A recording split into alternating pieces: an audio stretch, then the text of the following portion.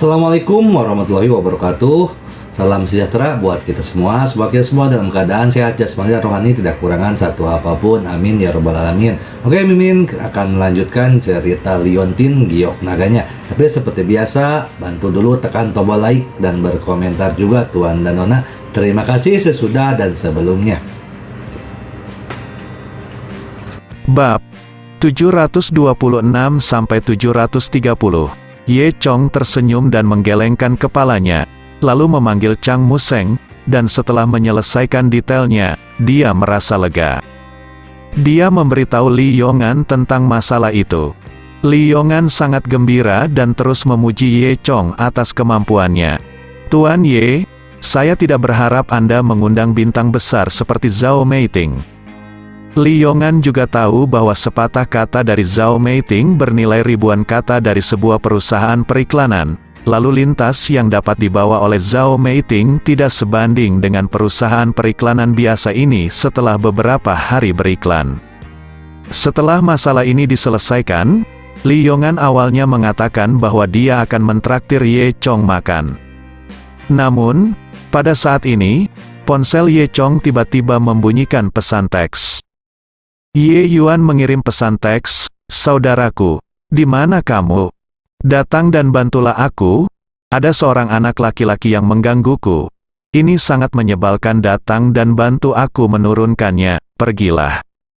Ye Chong menggelengkan kepalanya dengan senyum masam, dan menjawab, "Oke, kirimi aku alamat, dan aku akan pergi ke sana sekarang." Dia hanya bisa meminta maaf kepada Li Yongan, mengatakan bahwa dia akan punya waktu untuk makan nanti, dan dia akan kembali ke Yudo sesuatu di kota. Setelah itu, Ye Chong kembali ke Yu Cheng dalam sekejap melalui lingkaran teleportasi. Saat ini, Ye Yuan sudah mengirimkan alamatnya ke ponsel Ye Chong. Ye Chong melihat bahwa itu adalah restoran barat yang sangat mewah di Yu Cheng. Namanya Pipi Shrimp Western Restaurant. Tak perlu dikatakan, anak laki-laki yang mengejar Ye Yuan pasti generasi kedua yang kaya. Ye Chong tidak memiliki kesan yang baik tentang generasi kedua yang kaya ini. Baru pertama kali makan di tempat semahal itu, jelas ada hati yang ingin dipamerkan. Jadi, Ye Chong pergi ke Pipi Shrimp Western Restaurant tanpa henti. Pipi Shrimp Western Restaurant terletak di jalan pejalan kaki paling makmur di Yu Cheng. Di jendela kaca besar, samar-samar Anda bisa melihat dekorasi mewah dari restoran barat. Di dalam restoran, terdapat dekorasi mewah di mana-mana, penuh dengan gaya dekorasi barat yang elegan. Bahan-bahan yang digunakan di restoran barat semuanya diimpor, dan koki juga diundang dari restoran berbintang Michelin. Maka dari itu, harga di sini juga sangat mahal. Steak biasa berharga ribuan yuan. Ye Yuan sedang duduk di sudut restoran, terlihat sedikit linglung. Di seberangnya duduk seorang pemuda, itu tidak lain adalah Zhu Tianchao. Ternyata tim guru dan siswa Ye Yuan menderita keracunan makanan dan dikirim ke rumah sakit rakyat. Sebelumnya, karena Zhu Tianchao ditakuti oleh Ye Chong di toko kelontong Jepang, dia tidak bisa tidur selama beberapa hari, jadi dia pergi ke rumah sakit rakyat untuk pemeriksaan. Kemudian, ketika Zhu Tianchao sedang melakukan pembayaran, dia bertemu dengan Ye Yuan. Ketika dia akan membayar tagihan, Ye Yuan menyadari bahwa dia tidak punya cukup uang di ponselnya, dan dia tidak menyimpan kartu banknya. Mata Zhu Tianchao berbinar, dia bergegas membantu Ye Yuan membayar uangnya. Ye Yuan sangat berterima kasih kepada Zhu Tianchao pada awalnya, dan berkata bahwa dia akan pergi ke bank untuk menarik uang dan mengembalikannya ke Zhu Tianchao. Kemudian, Ye Yuan kembali ke hotel untuk mengambil kartu bank, lalu pergi ke bank. Zhu Tianchao mengikuti Ye Yuan sepanjang waktu. Sudah siang ketika uang itu dikembalikan ke Zhu Tianchao. Jadi Zhu Tianchao berkata dia ingin mengundang Ye Yuan untuk makan malam. Ye Yuan awalnya ingin menolak, tapi dia terlalu malu, jadi dia harus datang untuk makan malam bersama Zhu Tianchao. Dia tidak menyangka Zhu Tianchao akan sangat cemas lain kali, seolah-olah itu adalah cinta pada pandangan pertama dan dia tidak akan menikahi Ye Yuan. Ye Yuan menjadi semakin malu, dan baru kemudian dia menyadari bahwa Zhu Tianchao membayarnya tidak hanya karena kebaikan, tetapi juga untuk merayu dirinya sendiri.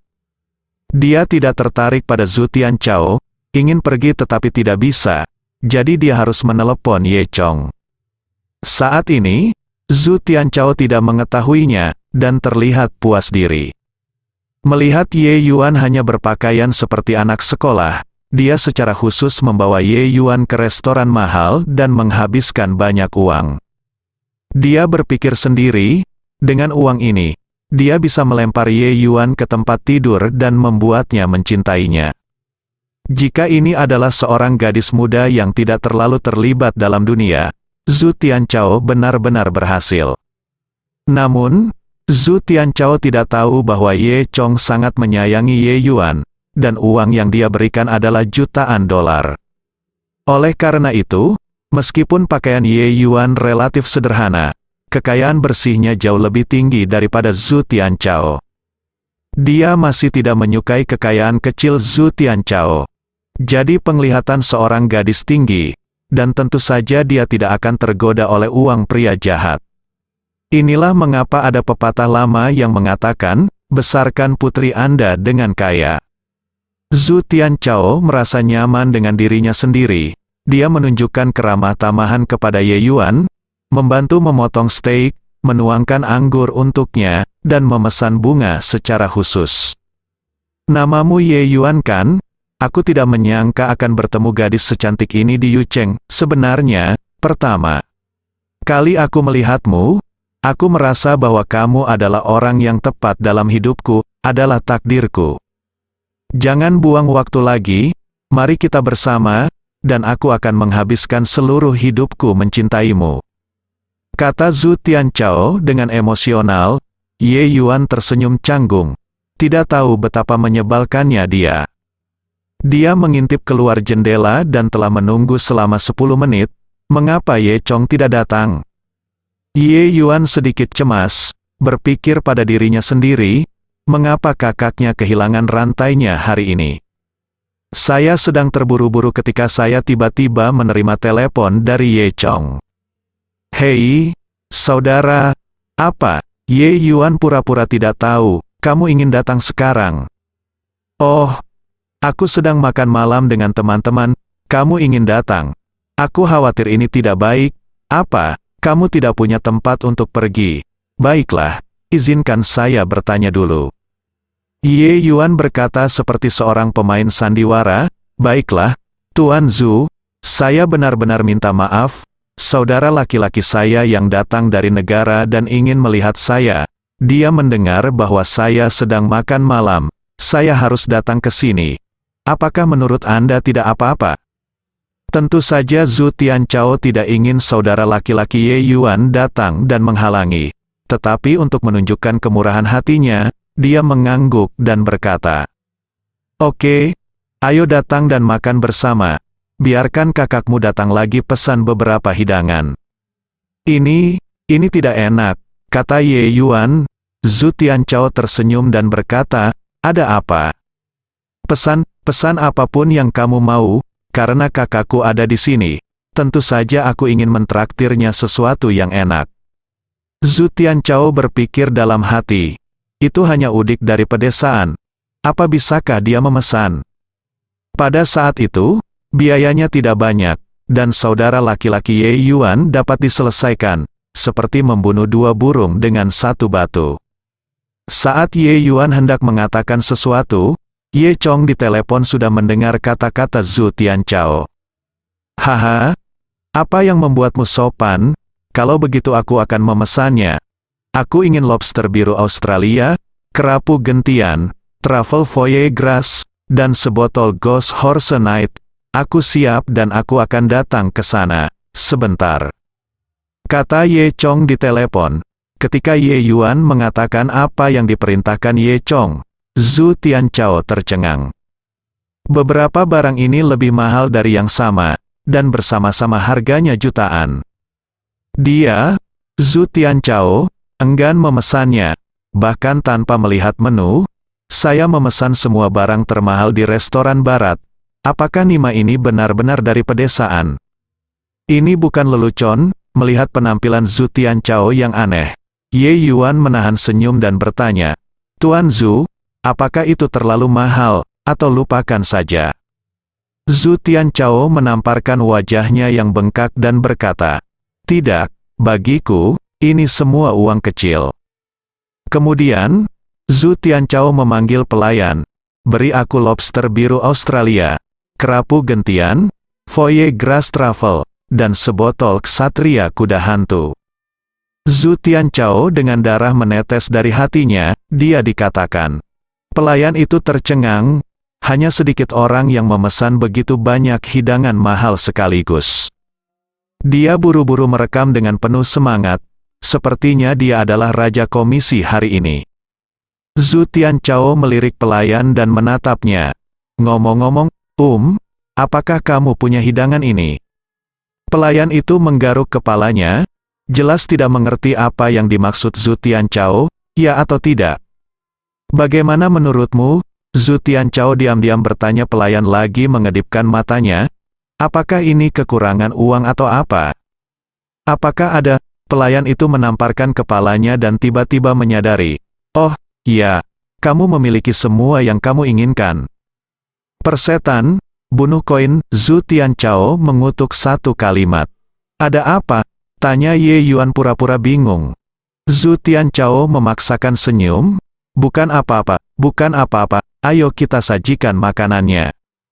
Setelah pelayan pergi, Zhu Tianchao mengucapkan kata-kata manis kepada Ye Yuan dengan lebih lancang. Zhu Tianzhao patah hati. Karena dia menghabiskan begitu banyak uang, dia harus berhubungan seks dengan wanita ini. 5 menit kemudian, ketika Ye Yuan hampir tidak tahan, tiba-tiba, sebuah wajah tersenyum besar menempel di jendela. Itu adalah Ye Chong yang mengetuk jendela dan menarik perhatian Ye Yuan.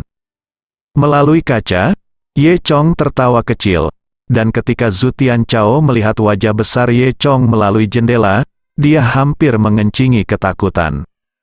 Dia diam-diam mengira itu sial, dan berpikir, mengapa dia melihat Ye Chong di sini? Saya melihat Ye Yuan memberi isyarat kepada Ye Chong, yang berarti membiarkan Ye Chong masuk.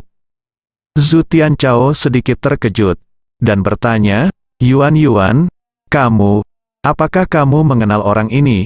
Ye Yuan apa? Mengangguk, ya, dia adalah saudaraku. Saat berbicara, Ye Chong sudah masuk. Ketika Ye Chong melihat Zhu Tianchao untuk pertama kalinya, dia tertegun sejenak. Dia tidak menyangka bahwa Zhu Tianchao yang mengejar saudara perempuannya. Dia langsung tertawa, saya benar-benar tidak menyangka. Bukankah ini Zhu Tianchao? Mengapa dia tertarik pada saudara perempuan saya? Wajah Zhu Tianchao menjadi biru dan putih. Hei, Zhu Tianchao, hubunganmu berubah cukup cepat. Kemarin kamu menyukai Ding Changning, dan hari ini kamu menyukai adikku lagi. Kamu benar-benar saling mencintai. Ye Chong terus tertawa. Saat ini, pelayan sudah mengeluarkan apa yang Ye Chong pesan tadi. Melihat bahwa itu adalah Ye Chong, Zhu Tianchao sangat ketakutan hingga betisnya lemas. Ye Yuan memandang Ye Chong dengan rasa ingin tahu, dan bertanya, saudaraku, apakah kamu mengenalnya? Siapa yang tidak mengenalnya? Dia adalah kekasih yang terkenal di Yucheng. Ye Yuan tertawa kecil, dan wajah Zhu Tianchao menjadi semakin jelek, dan rencana hari ini sia-sia. Ketika dia memikirkan betapa mengerikannya Ye Chong malam itu, dia sangat ketakutan setengah mati. Ada yang harus aku lakukan, ayo pergi dulu. Zhu Tianchao berkata dengan tergesa-gesa. Ye Chong mengambil sepotong daging kerapu. Oh, ngomong-ngomong, jangan lupa untuk membayar tagihannya. Zhu Tianchao mengutuk dalam hatinya, aku kehilangan istriku dan kehilangan pasukanku. Dia tidak punya pilihan selain untuk pergi ke konter untuk membayar. Akibatnya, ketika saya check out, saya menemukan bahwa biaya makan lebih dari 1,2 juta. Bagaimana Zhu Tianchao bisa memiliki begitu banyak uang? Jadi dia tidak punya pilihan selain menelepon ayahnya. Ayah, beri aku uang. Zhu Bao bertanya dengan marah. Kamu bajingan kecil, apa yang kamu lakukan? Apakah tidak cukup memberimu begitu banyak uang saku selama sebulan? Mengapa kamu ingin aku meminta uang? Ayah, saya di luar mengundang gadis itu untuk makan malam. Saya tidak punya cukup uang. Anda bisa menelepon saya 1 juta dulu. Kata Zhu Tianchao dengan wajah pahit. Begitu Zhu Bao mendengarnya, dia menjadi marah. Apa? Cao Nima, gadis seperti apa yang membutuhkan 1 juta untuk makan malam? Apakah untuk mengundang Ibu Suri? Kamu anak yang hilang? Apakah kamu tidak tahu itu urusanku tidak baik baru-baru ini? Saya tidak punya uang, kata jadi Zhu Bao menutup telepon. Wajah Zhu Tianchao sangat jelek, jadi dia harus bertanya kepada pelayan. Baiklah, bisakah kamu berutang padaku dulu? Aku akan memberimu uangnya nanti. Pelayan melihat bahwa Zhu Tianchao berpakaian bagus, tetapi dia tidak menyangka bahwa dia ingin penolakan. Dia menggelengkan kepalanya dan berkata, "Maaf, Tuan, kami tidak memberikan IOU di sini. Melihat bagaimana Anda berpakaian begitu indah, Anda tidak terlihat seperti seseorang yang tidak mampu membeli uang." Wajah Zhu Tianchao menjadi bahkan lebih jelek. Saat ini, Ye Chong dan Ye Yuan sudah berjalan mendekat. Ye Yuan tersenyum dan mengeluarkan kartu, "Geser milikku." Pelayan mengambil kartu itu, menggesek lebih dari 1 juta yuan, dan mengembalikan kartu itu ke Ye Yuan. "Terima kasih Bu, sudah siap." Baru saat itu bahwa Zhu Tianchao tahu bahwa Ye Yuan sangat kaya sehingga dia masih ingin menggunakan uang untuk melempar Ye Yuan ke tempat tidur. Memikirkannya sekarang, dia benar-benar malu dan ingin mencari celah di tanah untuk menyelinap masuk. Ye Chong tersenyum, dan berkata kepada Zhu Tianchao, "Mulai sekarang, sebelum kamu mengundang seseorang untuk makan malam, kamu harus menimbang berat badanmu terlebih dahulu. Jangan berpikir bahwa memiliki 2 uang buruk adalah masalah besar." Ye Chong kemudian menarik. Ye Yuan menjauh, Zhu Tianchao ditinggalkan di sana. Wajahnya memerah, rasa malu memenuhi hatinya dengan amarah. Dia menatap tajam ke belakang Ye Chong dan Ye Yuan. "Brengsek, aku akan mengacaukanmu." Setelah itu, Ye Chong dan Ye Yuan pergi ke rumah sakit rakyat terlebih dahulu, dan melihat para guru dan teman sekelas. Berkat penyelamatan tepat waktu, semua orang baik-baik saja dan secara bertahap pulih. Setelah meninggalkan rumah sakit, Ye Chong membawa Ye Yuan kembali ke rumahnya. Begitu saya sampai di rumah, saya menerima telepon dari Zhao Meiting. "Hei, Ye Chong, video promosi Anda telah direkam, dan diperkirakan akan disiarkan Senin depan. Senin depan juga merupakan hari di mana real estate akan terbuka, sehingga tidak terlambat." Nyatanya, bintang besar seperti Zhao Meiting sangat berhati-hati dalam beriklan. Jika bukan karena Ye Chong, saya khawatir Zhao Meiting tidak akan pernah menerima iklan real estate lain-lain. Ye Chong mengangguk, "Terima kasih banyak. Ngomong-ngomong, Meiting, apakah kamu sedang syuting di Yucheng sekarang?" Zhao Meiting mendengus. "Ya, kamu tidak punya hati nurani. Kudengar kamu juga datang ke Yucheng." "Aku tidak tahu, saya tidak tahu untuk datang dan menemui saya." Ye Chong tersenyum dan berkata, "Saya akan pergi dan menemuimu ketika saya punya waktu." Sejak Ye Chong tiba di Yucheng, dia sibuk dengan hal-hal lain. Jadi aku belum pergi menemui musisi Zhao Meiting. "Potong, aku tidak peduli jika kamu datang ke sini," kata Zhao Meiting sambil menutup telepon. Ye Yuan bertanya dari samping, "Siapa itu? Mengapa kamu masih syuting?" "Zhao Meiting," jawab Ye Chong dengan linglung. Ye Yuan tercengang, "Kakak, mungkinkah itu bintang besar Zhao Meiting?" Ye Chong mengangguk, "Kamu juga tahu itu?" "Tentu saja aku tahu, dia adalah favorit di asrama kami. Semua serial TV sangat populer, seperti Eternal is No Dust, aku sangat menyukainya." Ye Yuan tampak sedikit bersemangat. Kakak, kamu bahkan tahu bintang sebesar itu, jadi kamu tidak mengatakannya sebelumnya? Nah, kapan kamu akan menunjukkannya padaku? Ye Chong menyeringai, mudah untuk mengatakannya. Benarkah? Ye Yuan mengangkat alisnya dan menatap Ye Chong. Saudaraku, sepertinya kamu dan Zhao Meiting memiliki hubungan yang baik, bukankah kalian juga berselingkuh? Ye Chong memukul kepala Ye Yuan dan berkata, kamu gadis kecil, kamu bisa berbicara omong kosong, apa maksudmu memiliki kaki? Kami, persahabatan murni. Lidahnya, saya tidak percaya. Di sisi lain rumah sakit, Ding Changning dan Ding Chunqiu sama-sama ada di sana, sibuk berdiskusi dengan Wang Bing tentang detail renovasi rumah sakit. Pada titik ini, hari sudah senja, Ding Changning dan yang lainnya juga sibuk sepanjang hari, dan Ye Chong berkata bahwa dia akan mengundang semua orang untuk makan malam. Di tim teknik Wang Bing saja, ada 110 orang, dan butuh 3 bus untuk duduk. Awalnya, Ye Chong ingin Ye Yuan datang, tetapi Ye Yuan mengatakan dia akan pergi ke rumah sakit pada malam hari, jadi dia tidak datang. Sekelompok orang datang ke restoran Hunan di Yucheng, konon masakan di sini sangat otentik. Para pekerja ini biasanya aktif di Luzhu dan Beijiang, dan jarang datang ke ibu kota provinsi seperti Yucheng. Ini adalah pertama kalinya datang ke hotel mewah, dan semua orang sedikit bersemangat. Di meja makan, mereka semua mengangkat gelas anggur untuk berterima kasih kepada Ye Chong.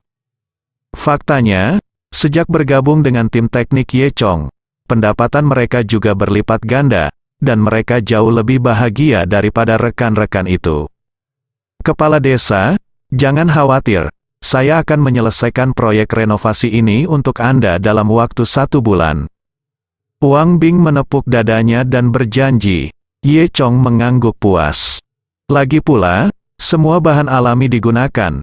Setelah dekorasi selesai, kamu bisa pindah, kamu tidak perlu khawatir dengan polusi formaldehida. Lanjut Wang Bing, Ye Chong mengangguk, oke. Kalau begitu aku akan berada di sini, dan aku ingin bersulang untuk semua orang.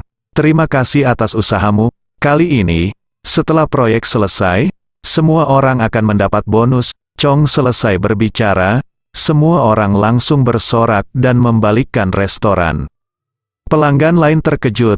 Saat dia senang, wajah Ye Chong tiba-tiba berubah. Sesuatu terjadi, Ye Chong tiba-tiba merasa jimat batu giok di tubuh Ye Yuan telah diaktifkan. Jimat batu giok ini diberikan kepadanya oleh Ye Chong, yang dapat digunakan sebagai jimat dan dapat memblokir serangan Ye Yuan. Saat jimat batu giok baru saja diaktifkan, jelas ada seseorang yang menyerang Ye Yuan. Selain itu, dia harus menjadi master, jika tidak mungkin menyebabkan jimat giok aktif dengan sangat keras. Namun, setelah jimat giok diaktifkan sekali, efeknya akan hilang, dan Ye Yuan dalam bahaya sekarang. Ye Chong berdiri dengan cepat, dan berlari keluar tanpa mengucapkan sepatah kata pun. Hei, Ye Chong, kenapa kamu pergi? Ding Changning bertanya. Ye Chong tidak punya waktu untuk menjawab, jadi dia bergegas keluar. Semua orang saling memandang dengan cemas. Jika mereka tidak mengenal Ye Chong dengan baik, mereka akan berpikir bahwa Ye Chong kehabisan pesanan. Ye Chong naik bus tim teknik Wang Bing, lalu pergi ke lokasi di mana jimat giok diaktifkan. Dia berkata diam-diam di dalam hatinya, jangan mengalami kecelakaan, jangan mengalami kecelakaan. Meskipun dia mengendarai mobil yang sangat tua, kecepatan Ye Chong sangat cepat sehingga bisa digambarkan terbang mendekati tanah. Untungnya, keterampilan Ye Chong sangat bagus, dan tidak ada kecelakaan yang terjadi di jalan yang begitu sibuk. Hanya butuh beberapa menit untuk menempuh jarak lebih dari 30 km. Ye Chong tiba di tujuannya, yaitu homestay. Dia melompat keluar dari mobil dan berlari ke arah dalam. Di dalam homestay, Ye Yuan pingsan di sofa, tak bergerak. Di sebelahnya, ada dua pria, salah satunya adalah Zhu Tianchao. Hah, aneh? Ada apa? Kata pria lain. Kakak Hui, ada apa? Zhu Tianchao bertanya. Pria bernama Brother Hui. Chang Hui ini terlihat beberapa tahun lebih tua dari Zhu Tianchao, dengan ekspresi sedih di wajahnya. Chang Hui menggelengkan kepalanya dan berkata, "Aku tidak tahu, aku ingin merobek bajunya sekarang, tapi sepertinya ada kekuatan yang menghalangiku. Aku pergi, jahat sekali." Zhu Tianchao bertanya. Chang Hui melanjutkan, "Saya mengerahkan kekuatan, dan kekuatan itu juga menjadi lebih kuat, sampai saya menggunakan energi sejati saya barusan, saya masih terhalang oleh kekuatan itu. Sial, sungguh, lindungi." Ye Yuan, Zhu Tianchang menggosok tangannya, sedikit tidak sabar. Kakak Hui, jangan terlalu banyak berpikir, coba lagi, lihat kulit halus dan daging empuk ini, aku benar-benar tidak tahan. Selamat menikmati, Chang. Hui juga meneteskan air liur dan berkata, "Aku akan mencoba lagi." Kali ini, dia mengulurkan tangannya dengan hati-hati, tetapi dia tidak pernah merasakan perasaan menghalangi itu lagi. Karena jimat giok hanya bisa melindungi sekali, dia dengan mudah meraih kera Ye Yuan. Keduanya tertawa. "Cepat, Saudara Hui, cepat, cepat." Zhu Tianchao ingin melihat seekor anjing gemuk, jadi dia hampir menjulurkan lidahnya. Chang Hui tertawa dan berkata, "Kamu anak tidak tahu bagaimana bersenang-senang dengan hal-hal yang tidak menjanjikan. Saya katakan bahwa kamu harus membuka kancingnya sedikit. Itu menyenangkan, lewatkan saja. Apa gunanya?" Dia dengan lembut membuka kancingnya. Membuka kancing pertama pakaian Ye Yuan. Zhu Tianchao tampak tidak sabar. "Ya, ya, kamu benar, cepat pada." Saat ini, Ye Yuan tiba-tiba membuka matanya. Melihat dua pria malang di depannya, dia menjadi pucat karena ketakutan, dan mendorong tangan Chang Hui menjauh. Dia duduk dan meringkuk di sudut sofa, berusaha bersandar sebanyak mungkin. "Apa yang kamu lakukan?" Zhu Tianchao terkejut. "Mengapa kamu bangun? Aku tidak menggunakan cukup obat." "Hei, lebih baik bangun. Aku suka menaklukkan. Semakin kamu berjuang, semakin banyak aku menyukainya," kata Chang Hui. Ye Yuan hendak menangis ketakutan. "Apa yang kamu lakukan? Persetan, jalang kecil, bukankah kamu gila di siang hari-hari ini?" Zhu Tianchao tertawa.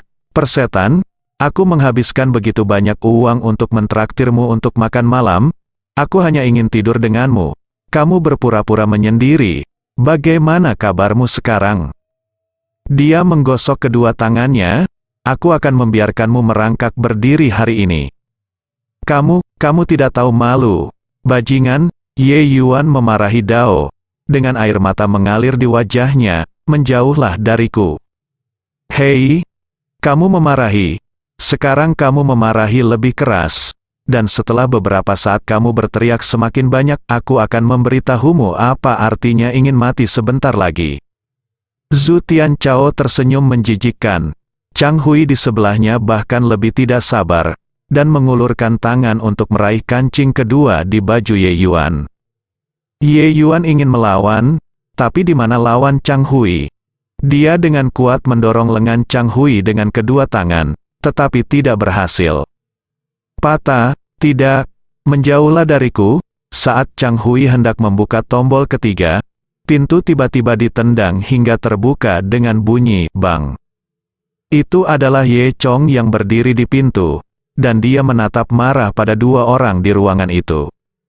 "Sudahlah, hentikan." Ye Chong benar-benar marah, menunjuk ke arah Chang Hui dan berteriak, "Kakak, kenapa kamu datang ke sini?" Ye Yuan menangis dan berkata, "Brengsek Kakak Hui, ini Ye Chong, kakak gadis kecil itu, bunuh dia," kata Zhu Tianchao.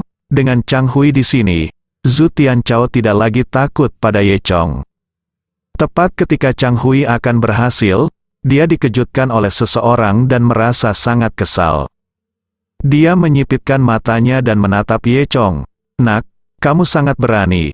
Apakah kamu tahu siapa aku?" pernahkah kamu mendengar tentang aku? Yu Cheng Chang Hui, masuk akal, cepatlah untuk berlutut dan meminta maaf. Jika kamu bermain dengan kakakmu hari ini, aku akan menyelamatkan nyawa anjingmu. Jika kamu tidak tahu bagaimana harus bersikap, aku akan bercinta denganmu. Mata Ye Chong bersinar dengan niat membunuh, dan dia tidak jangan ikuti. Ini Chang Hui sedang berbicara omong kosong. Sebelum Chang Hui selesai berbicara, dia bergerak dan datang ke sisi Chang Hui. Dia mengulurkan tangan dan meraih leher Chang Hui. Chang Hui terkejut, dia ditangkap bahkan sebelum sempat bereaksi. Sangat tabu bagi seorang praktisi seni bela diri untuk dicengkeram lehernya. Dia ingin melawan, jari-jarinya berubah menjadi cakar, dan dia menggali ke arah jantung Ye Chong. Di mana Ye Chong memberinya kesempatan, begitu Ye Chong mengerahkan kekuatan di tangannya, dia mendengar klik, langsung menghancurkan leher Chang Hui.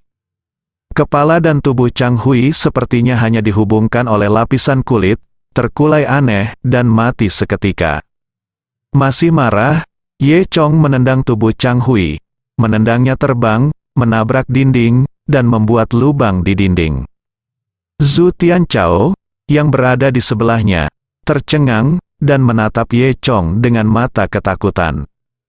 Kamu, jangan datang ke sini, kata Zhu Tianchao sambil melangkah mundur. Ye Chong memelototi Zhu Tianchao dengan kedua matanya, kamu bajingan, jika aku tidak membunuhmu hari ini, aku tidak akan disebut Ye. Zhu Tianchao ketakutan, menoleh dan berlari keluar pintu. Di mana dia seperti Ye Chong Kuai, Ye Chong bergegas maju dengan langkah penuh semangat, dan mengambil Zhu Tianchao. Zhu Tianchao sangat ketakutan sehingga dia mengencingi, kamu, apa yang akan kamu lakukan? Ayahku adalah bos perusahaan hiburan Poppy, jika kamu membunuhku, dia tidak akan membiarkanmu pergi. Setelah dia berkata itu, aku membuat Lao Su cemas, dan aku bahkan membunuhnya. Ye Chong berkata dengan dingin.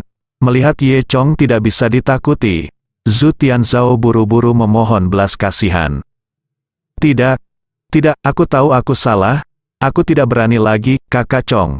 Tidak kakek Ye Chong, tolong selamatkan aku, Ye Chong.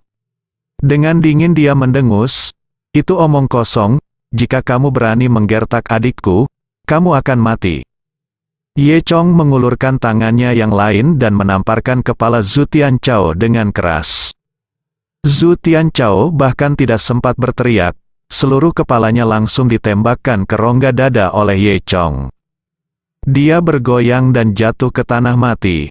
Setelah itu, Ye Chong berlari ke sisi Ye Yuan, menepuk kepala Ye Yuan dengan lembut dan berkata, tidak apa-apa, aku punya saudara laki-laki di sini. Jangan takut. Jangan takut, Ye Yuan memeluk kakinya, meringkuk di sudut sofa. Bersenandung menangis, Ye Chong memeluk Ye Yuan di tangannya. Oke, tidak apa-apa. Ye Yuan menangis lebih keras, dan menangis dengan keras. Dia memeluk Ye Chong dan merintih, kakak, kenapa kamu di sini? Ye Chong menepuk punggung Ye Yuan dengan sedih. Jangan takut. Aku akan membunuh semua orang yang menindasmu. 10 menit kemudian, Ye Chong dan Ye Yuan kembali rumah. Setelah Ye Yuan menetap, Ye Chong mengingat Wang Bing dan yang lainnya. Ye Chong segera memanggil Ding Changning. Hei, Changning, ada yang tidak beres denganku barusan, tolong bayar uangnya untukku dulu, dan aku akan memberikannya padamu nanti. Ding Changning tidak peduli dengan uang itu, dan bertanya, apakah ada yang serius? Apakah itu penting? Jangan khawatir, sudah diselesaikan. Ye Chong menutup telepon setelah selesai berbicara. Ketika Ye Yuan pulih sedikit, Ye Chong bertanya padanya apa yang sedang terjadi. Ye Yuan mengepung dan melihat apa yang terjadi. Ternyata Ye Yuan ada di rumah sakit, dan setelah melihat guru dan teman sekelasnya, dia kembali ke hotel sendirian untuk mengambil sesuatu. Namun, di tengah jalan, seseorang menutup mulut dan hidungnya dari belakang. Tiba-tiba merasa pusing, lalu dia tidak tahu apa-apa. Ketika dia bangun, dia sudah jatuh ke tangan Zhu Tianchao dan Chang Hui. Untungnya, ada peringatan jimat giok Ye Chong, kalau tidak kali ini akan berbahaya. Setelah Ye Chong mendengar ini, dia sangat marah sehingga dia ingin membunuh kedua bajingan ini lagi. Meskipun Ye Yuan telah diselamatkan sekarang, dia pasti menderita banyak trauma di hatinya, dan dia tidak tahu berapa lama untuk pulih. Xiao Yuan, kamu harus tinggal bersamaku selama beberapa hari ke depan. Ye Yuan mengangguk, dan dia tidak berani membiarkannya keluar sekarang. Di sisi lain, perusahaan hiburan Poppy, di kantor lantai atas. Zhu Bao, pemilik perusahaan hiburan, memegang mayat aneh tanpa kepala, matanya tampak berdarah. Di sampingnya, berdiri putra sulungnya Zhu Tianran, lengannya masih dibalut perban. Zhu Tianran menatap adik laki-laki di tangan ayahnya, masih shock. Apakah Ye Chong benar-benar melakukan ini? Kecuali dia, siapa lagi yang bisa melakukan hal seperti itu? Meski tidak ada pengawasan langsung, seseorang melihat Ye Chong berjalan di sana. Zhu Bao berkata dengan kejam, aku akan membalas pembunuhan putraku. Ayah, apa yang harus kita lakukan sekarang, Zhu? Tianran bertanya. Zhu Bao menyipitkan matanya, pergilah, panggil tuan muda kedua dari keluarga Kang. Dia tahu bahwa Kang Jie, tuan muda kedua dari keluarga Kang, juga sangat membenci Ye Chong. Kang Jie lah yang memberi isyarat di belakangnya ketika dia memblokir bisnis periklanan Liyongan. Saat ini, Kang Jie, tuan muda kedua dari keluarga Kang, sedang duduk di sofa. Ada seseorang yang duduk di sebelahnya, itu adalah putra ketiga dari keluarga Kong. Keduanya sedang melihat layar komputer di atas meja. Di layar ada video pengawasan, yang direkam secara diam-diam. Ye Chong lah yang membunuh video Chang Hui dan Zhu Tianchao. Setelah menonton video tersebut, Kang Jie mengerutkan kening. Tampaknya Ye Chong masih belum dipaksa untuk menggunakan kekuatan penuhnya. Ternyata Kang Jie memanfaatkan nafsu Zhu Tianchao dan secara khusus mengatur agar Chang Hui membantu Zhu Tianchao, keduanya. Menangkap Ye Yuan, nyatanya, meski Ye Chong belum menerima peringatan jimat giok, Kang Jie akan memiliki pesan kepada Ye Chong. Dia hanya ingin Ye Chong bergerak, untuk melihat kekuatan Ye Chong yang sebenarnya. Namun, dia tidak menyangka Ye Chong akan membunuh master seperti Chang Hui. Sekarang dua bawahannya sudah mati. Kang Jie tidak peduli sama sekali, tapi menyesal tidak memaksa Ye Chong untuk menggunakan kemampuannya yang sebenarnya. Putra ketiga Kong mengangguk patuh dan tidak mengatakan apa-apa. Sekarang, dia benar-benar takut pada Kang Jie di depannya ini. Tidak heran Kang Jie di usia muda, ia mampu mengalahkan bos keluarga Kang, menjadi pewaris kepala keluarga Kang, bahkan mendorong bos keluarga Kang langsung ke ibu kota. Pikiran Kang Jie ini terlalu kejam, ceritakan tentang Ye Chong lagi. Kata Kang Jie, putra ketiga Kong mencubit jari anggrek dan memberitahu Kang Jie sesuatu tentang Ye Chong. Kang Jie menjadi semakin terkejut ketika mendengarnya, dan berpikir dalam hati, saya tidak menyangka Ye Chong masih orang yang kejam. Tuan muda Kang, jangan lihat penampilannya, tapi kungfunya memang sangat kuat. Tuan Zuye, Anda tahu kan?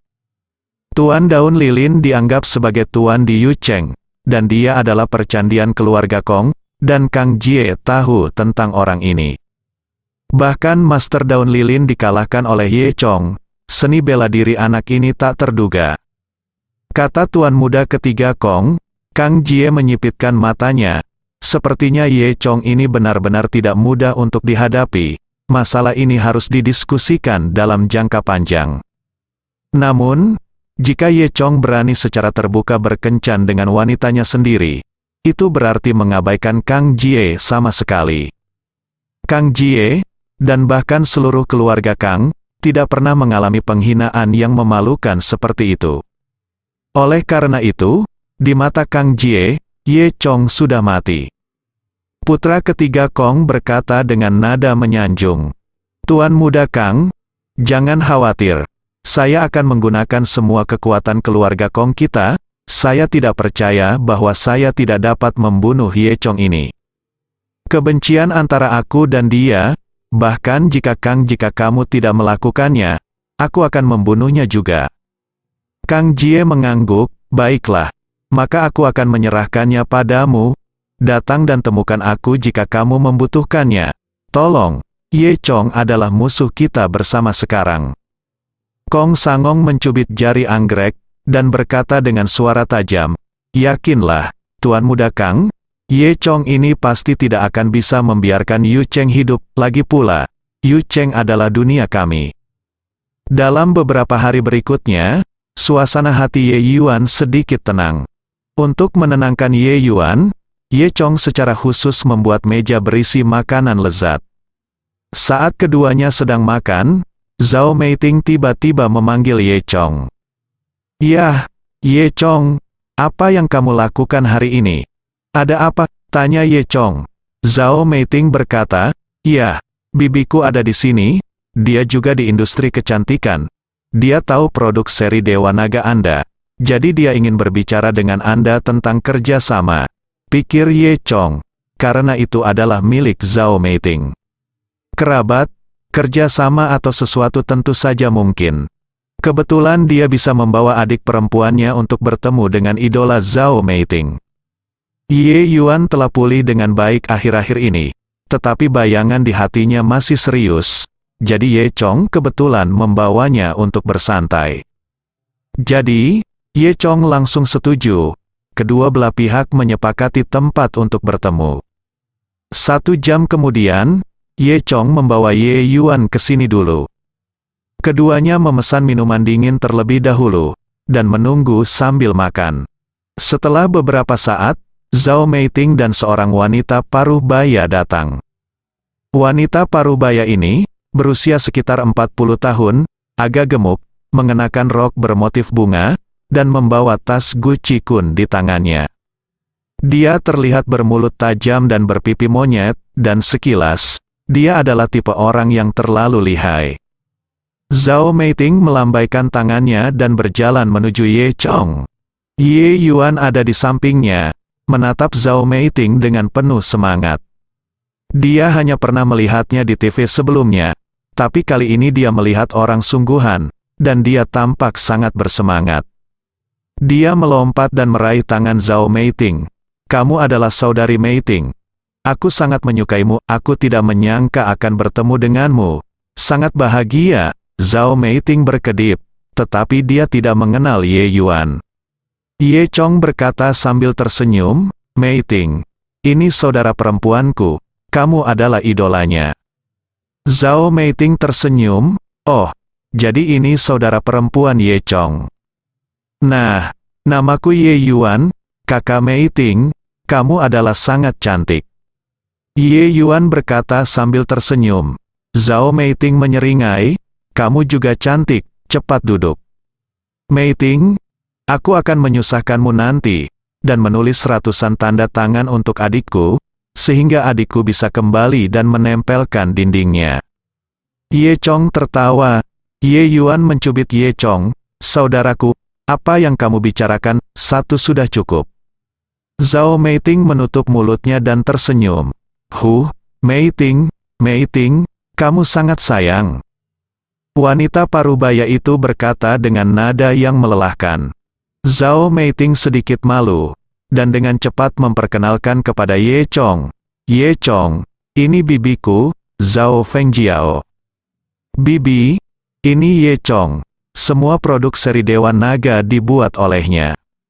Zhao Fengjiao melihat atas dan ke bawah setelah melihat Ye Chong. Dia tidak terlihat istimewa. Dia terlihat miskin dan tidak sesuai dengan bangsawan dan kemewahan restoran. Tampaknya meskipun Anda beruntung dan menemukan rangkaian produk Dewa Naga, Anda akan selalu menjadi kaki lumpur. Ini adalah kesan pertama Zhao Fengjiao. Jadi di dalam hatinya, dia sangat memandang rendah Ye Chong. "Wah, kamu sangat beruntung bisa membuat produk seperti itu. Bagaimana? Saya tidak akan berbicara dengan Anda. 2 juta, jual formula produk Anda kepada saya." Zhao Fengjiao angkuh dan duduk di hadapan Ye Chong. Dia mengangkat tangan. Erlang kaki, letakkan tas di atas meja, rentangkan 2 jari gemuk, dan berkata pada Ye Chong. Ye Chong tidak berharap Zhao Fengjiao menjadi sangat mudah. Dia menatap Zhao Meiting. Jelas, wajah Zhao Meiting juga sedikit malu. Sebelumnya, Zhao Fengjiao hanya memberitahunya bahwa dia ada di sini untuk membahas kerja sama. Tetapi dia tidak menyangka akan berbicara seperti ini. Zhao Meiting memandang Ye Chong sedikit meminta maaf.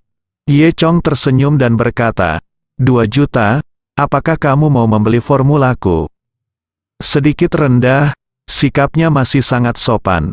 Lagi pula, dia adalah bibi tertua Zhao Meiting, jadi dia masih perlu menyelamatkan muka.